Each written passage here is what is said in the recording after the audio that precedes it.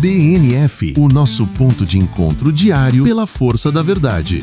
Meu amigo e minha amiga, que bom que você chegou aqui, esta é a hora certa. Sejam muito bem-vindos aqui novamente no nosso ponto de encontro diário, onde as grandes verdades saem antes de qualquer lugar. O que eu tenho pra te dizer não pode esperar, então eu vou direto pras manchetes. Mas olha só o que está acontecendo no Brasil e no mundo e o que a grande mídia tá escondendo de você. A história das chamadas ameaças graves contra Flávio Dino, que viraram um balaio sem fundo pra perseguir quem o sistema quiser. Alexandre de Moraes exigindo relatórios diários de tornozeleira e podendo mandar os nossos amigos patriotas de volta à prisão só por falta de sinal. A denúncia de que o STF julga quem não tem o foro privilegiado, violando a própria Constituição que deveria guardar. As revelações de que a Odebrecht, PT, até a Lava Jato voltaram a ser alvo nos Estados Unidos, com prazos apertados e possíveis explosões de novas investigações. Exclusivo documento sobre detenção de Tagliaferro. E para fechar, a entrevista aguardada com Bolsonaro que o sistema e até a parte da própria direita querem calar. Tá vendo só? Isso não vai aparecer na Globo e nem nos jornais pagos pelo governo. É por isso que eu preciso de você. Preciso que você se inscreva nesse canal. Ative o sininho das notificações para não perder nada. Nenhuma notícia e nenhum vídeo. Deixe aqui o seu like. Comente e compartilhe esse vídeo no grupo de Facebook, WhatsApp, para os seus amigos e até inimigos. Para que todos eles fiquem sabendo da verdade e que você não seja conivente com os outros. Como todos vocês já sabem, aqui nós matamos a cobra e mostramos ela morta. Fiquem comigo que vem mais por aí. Ali tem nessa decisão do ministro, tem duas palavras que são perigosíssimas. Vocês estavam falando da abertura, né, de inquérito aí por causa das ameaças graves contra o ministro Flávio Dino. Aí você fala ameaças graves. O problema é que hoje no Brasil, esse ameaças graves é um balaio, é um cesto sem fundo. Tudo entra no balaio de ameaças graves. Chamar de gordola, falar isso, falar que tudo virou ameaças graves. É igual atentado contra a democracia, tudo é. E aí agora, nesse caso do Moraes, que pede esses relatórios diários sobre o monitoramento das tornozeleiras eletrônicas, Mauro Cid, Anderson Torres, Felipe Martins, Silvinei Vasquez, Fernando Collor e os ex-deputados Daniel Silveira, Chiquinho Brazão e Roberto Jefferson. O problema é que nós estamos falando de pessoas que nem estão ligadas em processos, em condenações, em inquéritos. Mauro Cid, Anderson Torres, Felipe Martins, Silvinei Vasquez, aí tem Fernando Collor, aí Daniel Silveira, Chiquinho Brazão, ou seja, e aí tem o problema que para mim é o balaio sem fundo disso. Falta de sinal.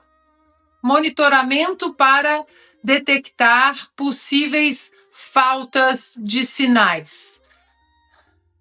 Olha, o brasileiro já entendeu o que é isso. Ameaças graves, atentado contra a democracia, falta de sinal. Porque se o Moraes diz que, olha, foi detectada uma falta de sinal na tornozeleira de Felipe Martins, mande para a prisão. Vai simplesmente acontecer. E aí Felipe Martins vai ficar lá o quê? Mais 6 meses? 10 dias na solitária? Pressão, tortura, mais violação de direitos humanos, porque ele coloca falta de sinal e ele aplica se teve falta de sinal, se ele quiser, ele o ministro. Porque o Felipe Martins já comprovou várias e várias vezes, não houve viagem para os Estados Unidos, ele não estava na tal reunião que teve a tal minuta do golpe que nunca aparece também, e no entanto, o Moraes continua falando, viajou sim, tem minuta sim, e quem decide aqui sou eu. E se acontecer a falha de sinal, através da canetada de Alexandre de Moraes, acabou. Teve falha de sinal, falta de sinal e pronto. Qualquer um deles vai ser enviado de volta para a prisão sem questionamento, porque o Alexandre de Moraes vai decidir que houve falta de sinal e pronto. isso aqui é mais uma ameaça. É mais uma ameaça. Mas também que ele entenda, Alexandre de Moraes, que é mais um tijolinho no castelo gigantesco que existe aqui nos Estados Unidos, com as provas e evidências das violações de direitos humanos, e isso inclui violação de direitos constitucionais cometidas pelo violador de direitos humanos, Alexandre de Moraes. Antes de entrar no conteúdo principal desse vídeo, eu preciso contextualizar algo.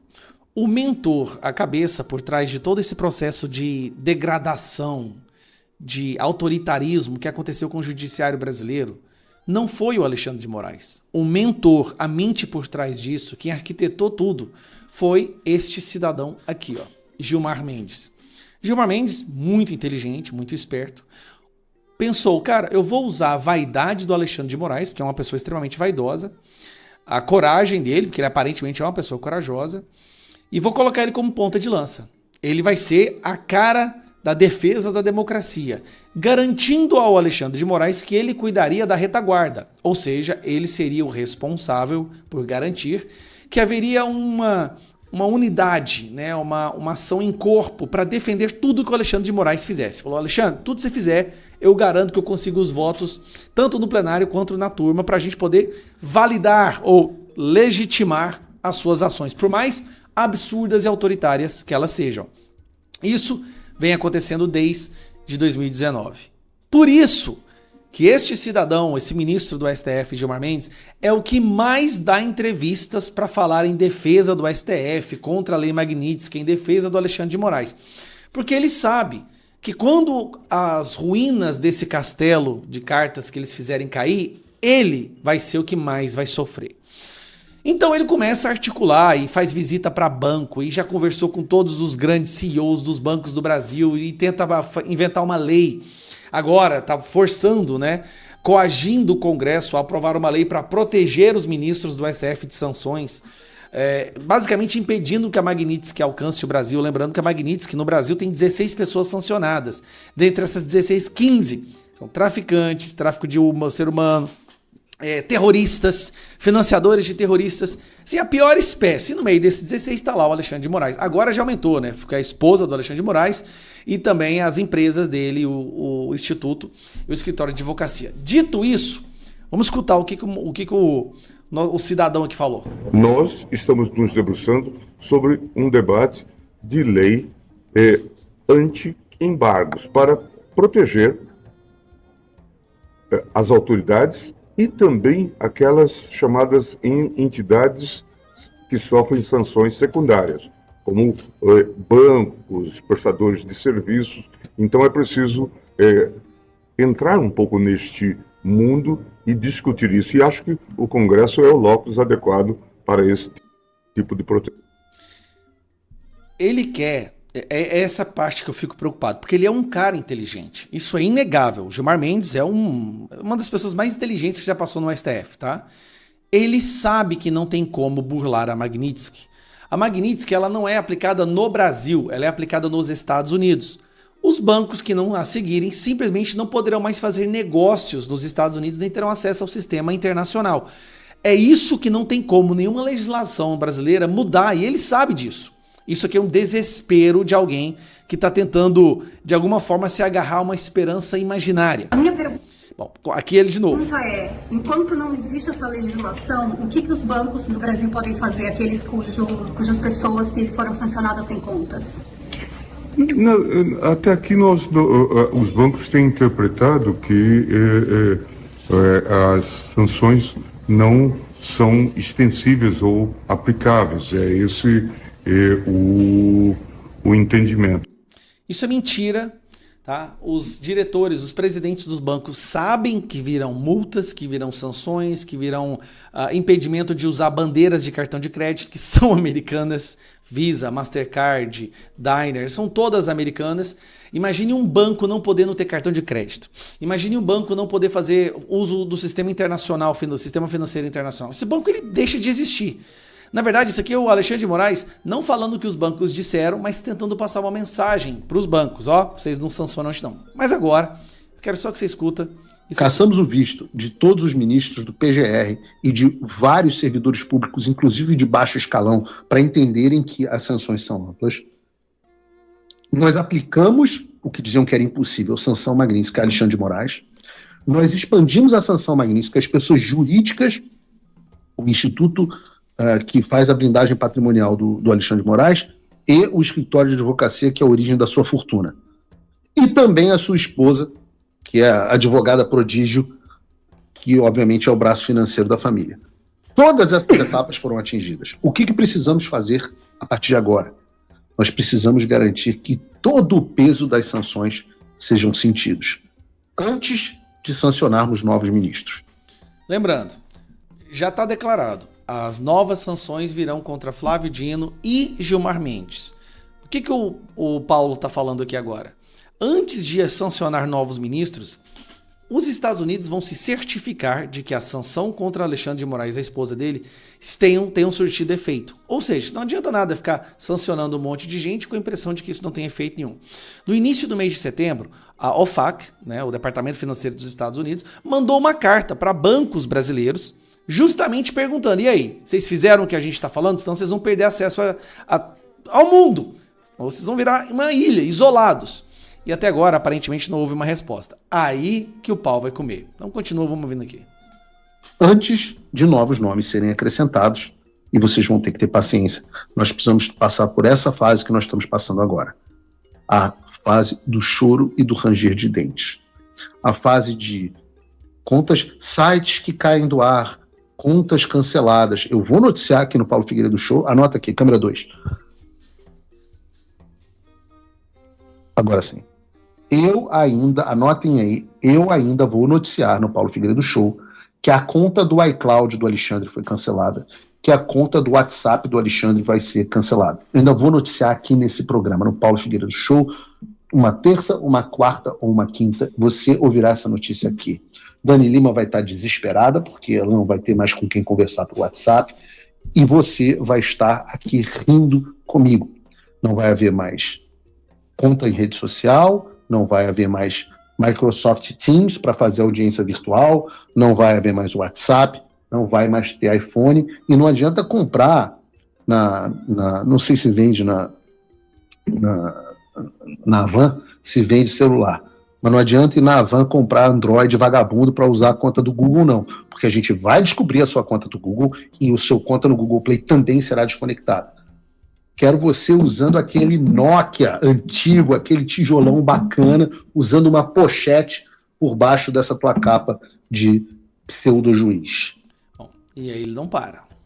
Então veja, Gilmar, não somente não tem essa história de que os Estados Unidos estão recuando, como também nós temos esse novo desenvolvimento relacionado aos bancos que estão achando que não tem ninguém vendo o que eles estão fazendo. O que o Rick McCormick pediu é simples.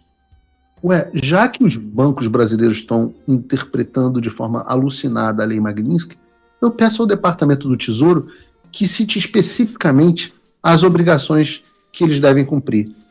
Então, eu agradeço muito aqui ao ministro Gilmar Mendes, que nos deu essa confissão de bandeja, dizendo que os bancos não estão cumprindo, pelo menos em parte. E é verdade. Ao dar essa entrevista, Gilmar Mendes basicamente disse que os bancos não fizeram nada a Magnitsky.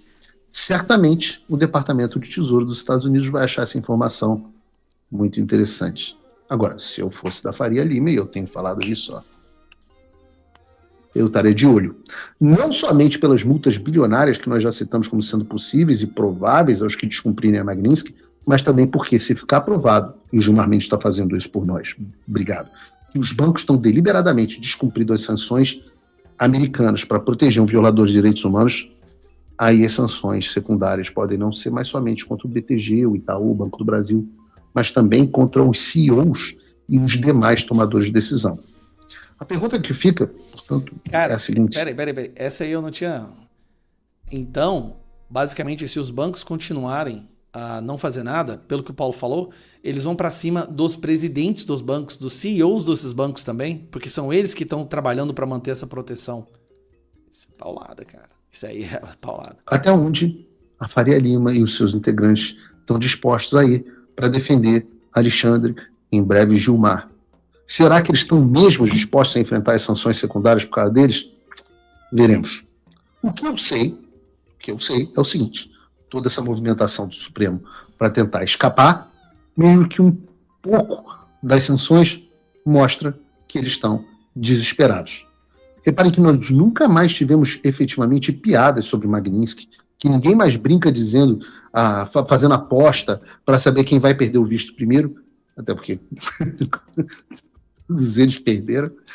E eu posso dizer que os tempos mudaram muito. Mudaram. Bom, para concluir, o que ficou claro aqui?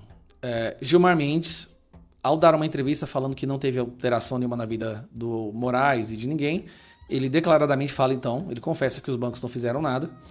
Os Estados Unidos agora vão pedir ações, se não tiver, então virão multas, pelo que eu entendi. E essas multas para bancos, gente, são bilionárias. Um banco francês recebeu a multa de dezenas de bilhões de dólares. E os CEOs e presidentes dos bancos também serão sancionados por serem interpretados como financiadores ou cooperadores, né, cúmplices de um sancionado por violar direitos humanos. A verdade, a sensação que a gente estava tendo era essa mesmo. Cara, esse trem deu nada, essa Magnitsky não deu nada. Vamos ver se essa impressão muda agora, né? Olho no olho aqui, ó. Você que tá me assistindo. Departamento de Justiça tem um presente pro Brasil. A Odebrecht, o Weissmann, a Lava Jato e o PT voltaram a ser alvos nos Estados Unidos. Imagina quando os caras descobriram que quem tá fazendo toda essa sacanagem é o amigo do meu pai. O mesmo cara que abriu o inquérito das fake news. O primeirão, né? O primeirão. E até hoje não acabou, né? Não tem conclusão nenhuma, tá aí há Ai, cara! 3 anos. Eu tava vendo alguma movimentação na internet e entrei em contato com as minhas fontes, né? Eu vi um artigo naquele Gateway Pundit, é isso? Gateway Pundit. Eu tava vendo um artigo lá no Gateway Pundit e Muito bom pro seu nome. E ele tava falando lá, acabou pro Weissmann, que não sei o que. Eu falei assim, o que tá rolando, gente? O que tá acontecendo? Comecei a entrar em contato com as minhas fontes e as minhas fontes falaram, olha, Departamento de Justiça tem um presente pro Brasil. Eu falei, como assim? Pedro, coloca na tela aí pra mim, por favor. Aí eu fiz a pesquisa, Max. Opa! A coisa mais bita do planeta! Coisa mais linda! Tava todo mundo tranquilo, Lava Jato não encosta mais na gente, não tem mais Lava Jato, acabou Lava Jato, não tem mais com o que se preocupar, e perdoa aqui, perdoa ali. Não era assim que tava o Toffoli? Era. O Toffoli não tava, perdoa aqui, perdoa ali, vai. Aí as empresas, até com a cara rachada. os países envolvidos, né, com a Odebrecht, estão todos aí na tela. Vamos ao texto, Pedro. Bota a tela inteira pra galera poder ver. Eu não, só não precisa me ver, não. Isso. A Odebrecht, o Weissmann, a Lava Jato e o PT voltaram a ser alvos nos Estados Unidos. O que está acontecendo? Só para o pessoal poder entender. O Departamento de Justiça dos Estados Unidos reabriu o acordo da Odebrecht, descrito como o maior caso de suborno estrangeiro da história. Então vamos acompanhar o que está acontecendo aqui nos Estados Unidos. Vamos lá. Ali. O responsável é Ed Martin. Anotem o nome desse cara, tá? Ele foi o responsável ele é o do Pardon Attorney dos Estados Unidos, ou seja, aquele advogado que vai trabalhar com os perdões ali. Você vai ter o perdão da dívida, se você confessar, etc. Hoje também ele é diretor do trabalho, do grupo de trabalho de weaponization, que eu nem sei como é que eu vou traduzir isso, né? Do governo Trump. E aí ele deu até o dia 7 de outubro para o Andrew Weissmann. Anotem o nome desse cara aí, tá? Andrew Weissmann, para ele entregar informações e registros sobre o acordo de leniência da Odebrecht, assinado em 2016. Quem era presidente em 2016? Vocês lembram? O Trump ganha e vai assumir em 2017. Quem que era presidente em 2016? Obama. Sim. Hã? Sim. Então teve acordo de leniência com o Departamento de Justiça dos Estados Unidos no governo Obama, onde o Andrew Weissmann, ele ocupava um cargo-chave dentro do Departamento de Justiça, e aí ele ajudou a Odebrecht a receber perdão. E aí vamos entender então. A Odebrecht pagou 788 milhões de dólares em propina em 12 países na América Latina. Tá? esse acordo de leniência de 2016 custou 3,5 bilhões de dólares em multas para a Odebrecht. Mas, né, vítimas como os contribuintes peruanos nunca receberam essa reparação. Lá no Peru. No Canadá também. A gente vai chegar depois no Canadá. Diferente de outros casos do mesmo período, no caso a Embraer, a Osei África e outras empresas, em que o Departamento de Justiça identificou as vítimas e garantiu o ressarcimento, no caso Odebrecht, os fatos foram agregados por país. Ou seja, né, apagando projetos específicos como Rutas de Lima. E aí, o resultado que aconteceu foi vítimas apagadas do registro oficial, contribuintes de países como o Peru seguem pagando bilhões por obras superfaturadas, o Brasil também, né? E a Odebrecht saiu mais barata que outras empresas. E aí, o que vai acontecer agora? Quem supervisionou esse acordo no Departamento de Justiça em 2016, sob a administração Obama? Andrew Weissmann, que era então chefe da seção de fraudes. Sim, o mesmo Weissmann que depois liderou a Operação Mueller contra o Trump. Caçou o Trump aqui nos Estados Unidos de toda maneira. Agora, o Ed Martin quer saber por que Weissmann tratou o Odebrecht de modo diferente dos outros casos. Foi abuso de autoridade? Houve motivação política? Houve propina? E o Departamento de Justiça dos Estados Unidos agora quer saber. Isso vai atingir não só o Weissmann, mas toda a elite do PT e os atores da Lava Jato ligados ao acordo internacional da Odebrecht com os Estados Unidos. E o tic-tac qual que é? Se o DOJ negar esse acordo de leniência, a Odebrecht pode voltar ao banco dos réus nos Estados Unidos e novas ações de restituição podem ser abertas aqui nos Estados Unidos. Ah, Alan, mas aí é só a Odebrecht ir lá e pagar, ela tá cheia de dinheiro, né? Não. O recado é claro. Odebrecht, PT e todos os que se beneficiaram desse acordo de leniência de 2016 voltam a ser alvos de investigações nos Estados Unidos. A Lava Jato, que parecia morta no Brasil, e de fato morreu, ela pode ressurgir em Washington, agora sob outra ótica, não de combate apenas à corrupção, mas de possível armação e blindagem seletiva no Departamento de Justiça dos Estados Unidos. É uma fênix, eu botei ali fênix, ressurgiu das cinzas. O Andrew Weissmann, né, símbolo de lawfare contra o Trump, ou seja, o cara é o, com, salvaguardando as proporções aqui, ele era o Alexandre de Moraes contra o Trump, só que era só um advogado que estava dando trabalho para o Trump. Agora é investigado por fraude em acordos internacionais. A elite que se beneficiou do arranjo da Odebrecht, Lava Jato, PT, está em apuros. E a Interpol está chegando em Brasília em breve. Fim. Muito bom. Cara, isso aí foi a notícia. A notícia é, ele tem até dia 7 de setembro, 7 de outubro, que é o quê? Nós estamos aqui, hoje é dia 3? 2 de outubro, dia dos Santos Anjos da Guarda. É, hoje mesmo. Olha aí. Hoje é dia dos Santos Anjos da Guarda. Né, peça ajuda ao seu anjo. Falei muito disso com o Tagliaferro, para ele contar com os anjos da guarda. Tagliaferro que estará com a gente daqui a pouquinho. Opa! Para entrevista, para explicar o que aconteceu lá na Itália. No dia, né, 7 de outubro, o Weissmann vai ter que explicar ao Departamento de Justiça 2.0 do Trump, que já não tá mais dando mole para ninguém, tá pegando todo mundo. Que história é essa do acordo de leniência, lá em 2016, sob a administração Obama, que você tratou o Odebrecht diferente de todas as outras empresas? Você recebeu dinheirinho por causa disso? Você está envolvido? Foi motivação política? Você vai ter que me dar explicações, me dar os documentos aí. Você vai ter que provar. Por isso que eu digo, que o pessoal não entende isso, né? Por exemplo, todo mundo acha que a Magnitsky ela é um troço que quando acabar o Trump, vai tudo ser revisto. O pessoal no Brasil pensa assim. Só que eles não estão entendendo que aí, o que está acontecendo com o Weissmann agora é o que pode acontecer com toda a administração Trump.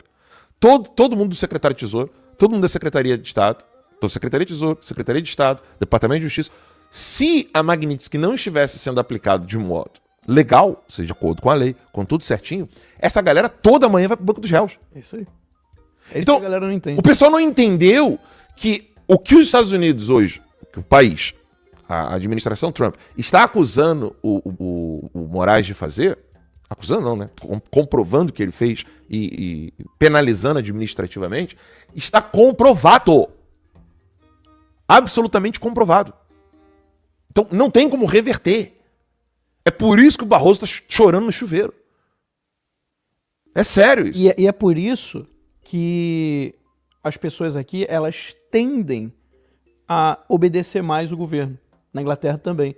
Por quê? Porque elas sabem que vai ter o accountability, né? Como é que traduz em português accountability? Não tem tradução, sinceramente, não tem. É porque seria algo ligado à responsabilidade. Não, mas é quando você tem que prestar conta, prestação de conta. Mas ainda assim é pouco prestação Mas de contas. beleza, mas já dá pra pessoa entender. Ou seja, porque eles sabem que vai ter uma prestação de contas. Ou seja, se algo que estiver sendo feito hoje De errado. está sendo feito de maneira errada, a pessoa Vai pagar. lá na frente. Prova disso, as indenizações milionárias que estão acontecendo na Inglaterra. Porque as pessoas que tomaram lá a tal da picadinha depois tiveram problemas, comprovou-se que veio das picadinhas, as pessoas processaram o Estado e o Estado pagou. E o Estado pagou. Tem vários processos aí, só você procurar no Google. Então, assim, é isso que você está falando. Ou seja, as pessoas aqui, elas sabem que o que elas fazem não vai ser assim, vai para um buraco negro da história, né, que nem é no Brasil, e vai sumir. Não. Vou obedecer o Trump porque é ele que mandou. Não é assim. Não é assim, porque depois, até se você obedecer uma ordem legal, você vai ser processado junto. Não vai adiantar você dizer, eu estava cumprindo ordem. Não, você vai ser processado junto. Agora eu tenho uma dica, Alan. Diga lá. Eu tenho uma dica pro pessoal que você pode mandar. Foi, na verdade, quem levantou essa questão foi o Laudelino.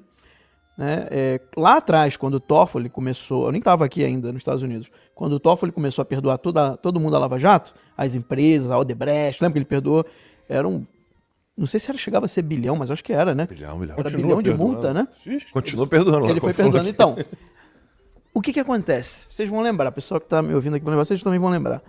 Você lembra quando estava sendo julgado, esses mesmos casos que foram julgados no Brasil, estavam sendo julgados aqui nos Estados Unidos, se não me engano, era no Tribunal de Nova York, que estava julgando os casos. E aí, a Odebrecht e outras empresas, elas fizeram a seguinte justificativa para serem perdoadas das multas aqui. Nós já temos que pagar multas bilionárias no Brasil. Aí, o que o juiz fez? Tá bom, então já que vocês vão ter que pagar multas bilionárias no Brasil, então a gente perdoa a multa aqui nos Estados Unidos. Só que eles não pagaram a multa lá. No Brasil. No Brasil. Então, isso abre um caso de rever o perdão da multa aqui, que já que eles não foram punidos lá, então eles têm que ser punidos aqui. Porque o argumento para ser perdoado foi esse. O argumento para ser perdoado foi esse, porque estaria pagando... Perdão das dívidas. Eu lembro muito bem. Porque eu me lembro que eles tinham mantido tudo aqui. Eu lembro Era um argumento contra as decisões do Toffoli. Um dos argumentos... O mundo inteiro, todo mundo mantendo todos os processos, todos os pagamentos. Não, mas eles foram condenados, você não está entendendo. Eles não foram absolvidos. Só que o que a defesa alegou aqui, e alguns juízes aqui deram nas outras instâncias aqui, que a Petrobras se ferrou por conta do mercado de ações. Né? E como eles já estavam pagando sobre o mesmo caso, porque era o mesmo caso, né, que estava sendo julgado aqui e lá, como eles estavam pagando uma multa bilionária sobre o mesmo caso no Brasil, então que eles poderiam ser perdoados de pagar essa multa aqui, porque seria como se eles já tivessem pago essa multa lá. E aí o juiz aceitou esse argumento. Não é que ele absolveu, o juiz não absolveu. Ele só aceitou porque, não, como você já vai pagar lá, beleza, já considero que você pagou a multa. Só que ele não pagou a multa lá. Então ele vai ter que pagar a multa aqui. Porque agora o argumento caiu. Então fica aí a... Agora você imagina, Lacombe, dica Max, pro pessoal. quando os caras descobrirem. O que é esse negocinho branco aí? Tá satisfeito? É macho isso aí pra caramba, né? É pra segurar o celular, né? Que isso? Pra segurar o celular. O que é do lado? É um aqui, ó. Pra encaixar os dedinhos. Pronto, toma aí. Mas tem um botão, não tem? Quer Pra ver? tirar foto? Parece um mordedor de criança. Vai tirar foto? É. Que maneiro. Pra gravar. Eu queria ver, pronto. Já vi. Eu tô vendo com o Lacombe E funciona? olhando meia hora. Você de tirar foto? Eu achei esquisito. Parece um negócio, uma peça de Lego, um mordedor de criança. Lacombe quer... Deixa eu botar a câmera aqui pro Lacombe ver melhor. Não, tá tranquilo, já. Aí, ó, pronto, Lacombe quer saber o que é isso aqui. Aí. Cheio de sacanagem. Bora, O negócio de tirar foto. Esse é filme, tira foto. Gostou? Muito legal, cara. Gostou? Muito maneiro. $20. Então, imagina quando os caras descobrirem que quem tá fazendo toda essa sacanagem é o amigo do meu pai. O mesmo cara que abriu o inquérito das fake news. O primeirão, né? O primeirão. Que até hoje não acabou, né? Não tem conclusão nenhuma, tá aí há Ai, cara! 6 anos. Aí é essas paradas que eu não entendo. Como é que uns deputados agora não estão lá na frente do Congresso fazendo comitiva e falando: a Odebrecht vai ter que pagar, o Toffoli permitiu. E falar isso pro povo. É isso aí. Mas, Mas gente, até a Transparência Internacional, que é uma ONGzinha bem... eu vou fazer uma pergunta, fez pessoal. pesadas críticas ao Toffoli, diminuiu lá o Brasil no ranking, né, de combate à corrupção, xingando, não, criticando diretamente as decisões do Toffoli, anulando tudo. E Sabe por que os deputados estão fazendo isso? nada acontece. Sabe por quê? Responda pra mim aqui. Eu quero. Eu já enviei tudo que eu precisava, inclusive para os Estados Unidos. Eu quero ler aqui a decisão. Bruno, se a gente tiver o documento para colocar aqui na tela, obviamente está em italiano, então eu vou ler graças a uma tradução eletrônica. Pode colocar para a gente, Bruno? Obrigado. Esse é o documento da Corte de Apelação de Catanzaro, terceira sessão penal, referente a EP Brasil.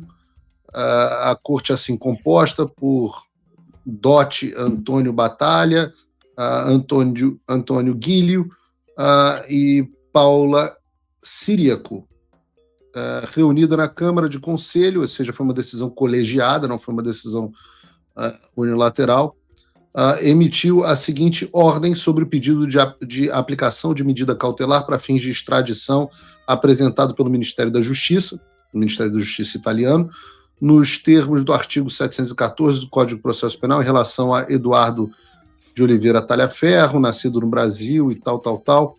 Lida a nota transmitida em 23/9/2025, com a qual o Ministério da Justiça pediu a aplicação ao cidadão brasileiro Eduardo Talhaferro de medida cautelar de custódia na prisão ou outra medida adequada para evitar que ele possa subtrair-se à eventual entrega a autoridades brasileiras ao fim do procedimento de extradição, representando em 26/8, ou seja, 26 de agosto, com nota número tal, o Ministério das Relações Exteriores chegou o pedido de extradição da pessoa acima indicada, formulado pela República Federativa do Brasil, para a execução de custódia cautelar em prisão sobre mandado de prisão emitido em 31 de julho de 2025. Ou seja, ele emitiu o pedido de prisão em 31 de julho e chegou no dia 26 de agosto, ou seja, rápido, menos de um mês depois, pelo ministro Alexandre de Moraes, da Suprema Corte Federal do Brasil, com a petição número tal, nos termos do artigo 302 do Código de Processo Penal Brasileiro, no âmbito do processo número tal, para crimes previstos nos artigos 154 e 325 do Código Penal Brasileiro, de divulgação de informações reservadas contidas no seu telefone celular, com o objetivo de desestabilizar as instituições republicanas. Realmente, crime de atentado às instituições.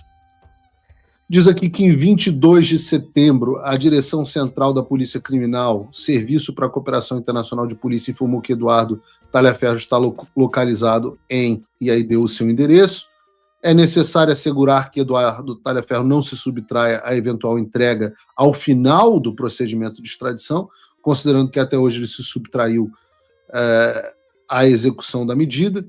Considerando que em nota de 24 de setembro, dirigida ao Procurador-Geral e transmitida a essa corte para conhecimento em 25, o Ministério da Justiça encaminhou o pedido de extradição recebido em 25/8, ou seja, demorou aí um mês na Itália, da República Federativa do Brasil e os relativos anexos, a saber, módulo para pedido de extradição, datado de tal, contendo a síntese dos fatos atribuídos à pessoa cuja extradição solicita, a indicação das normas penais violadas e demais elementos exigidos.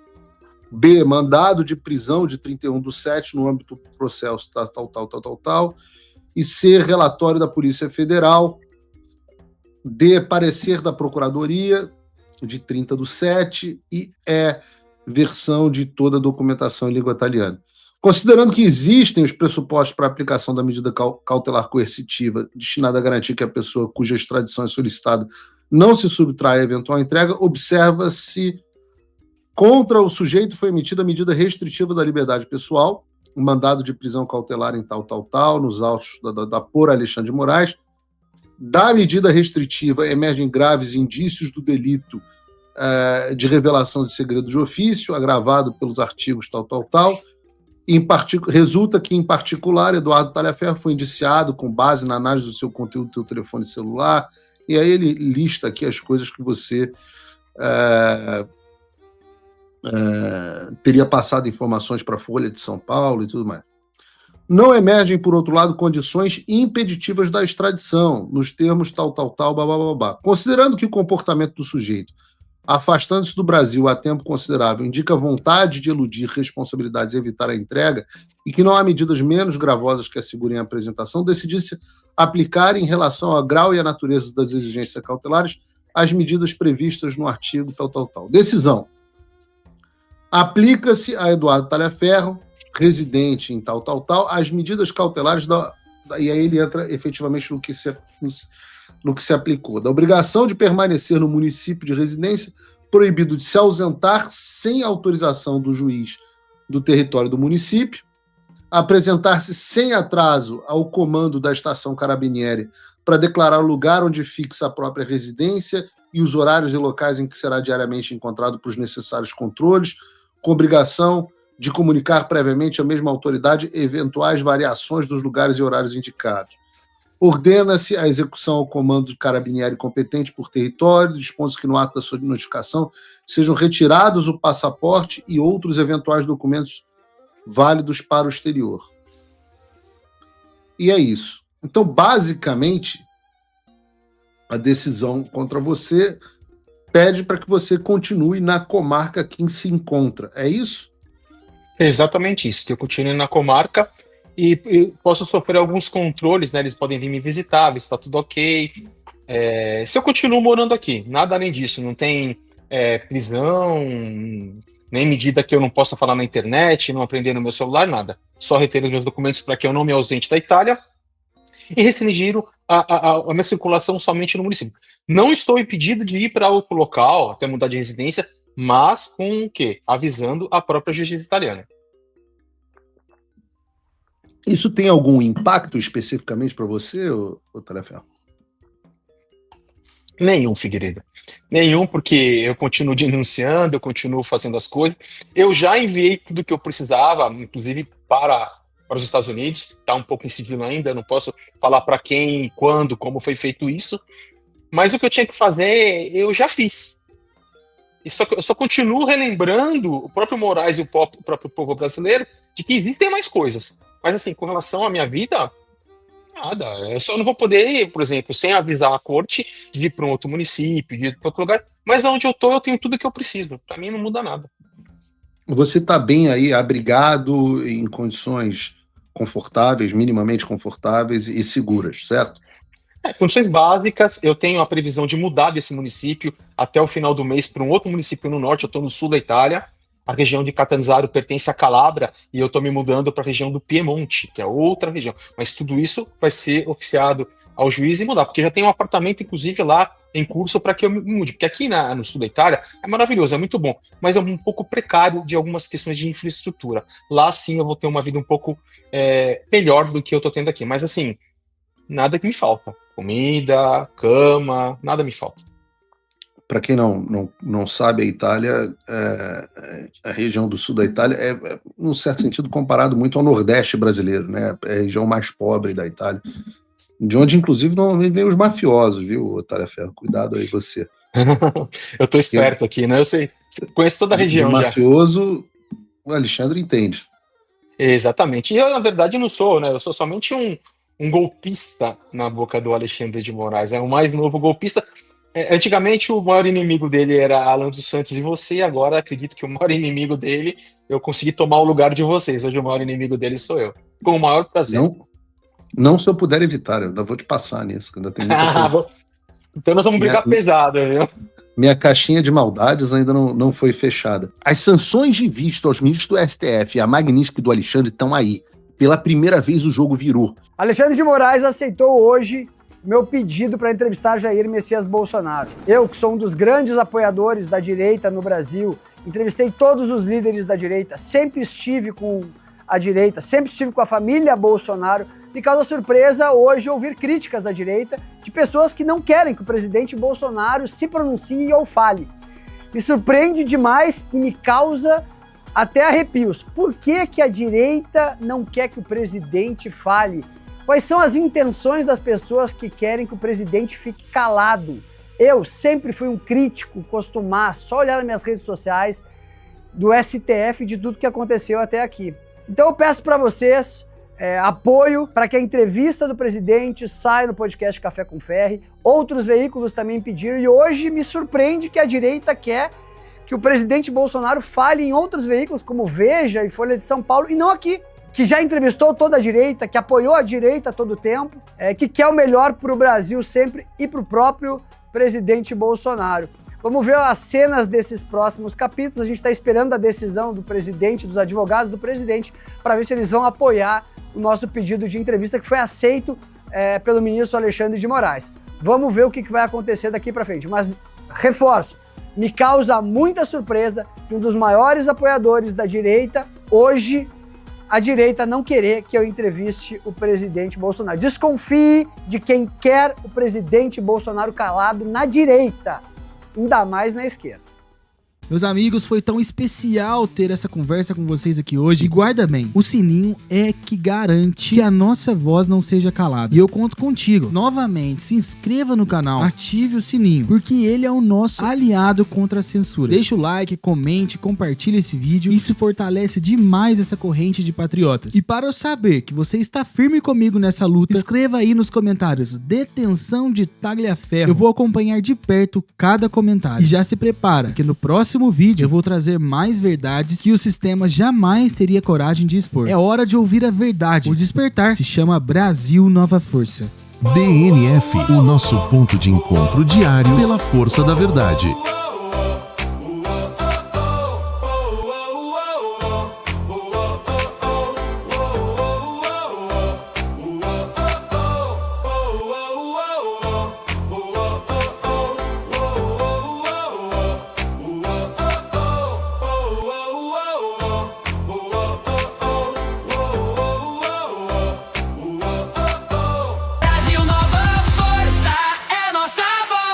Brasil Nova Força, somos nós, coração que pulsa.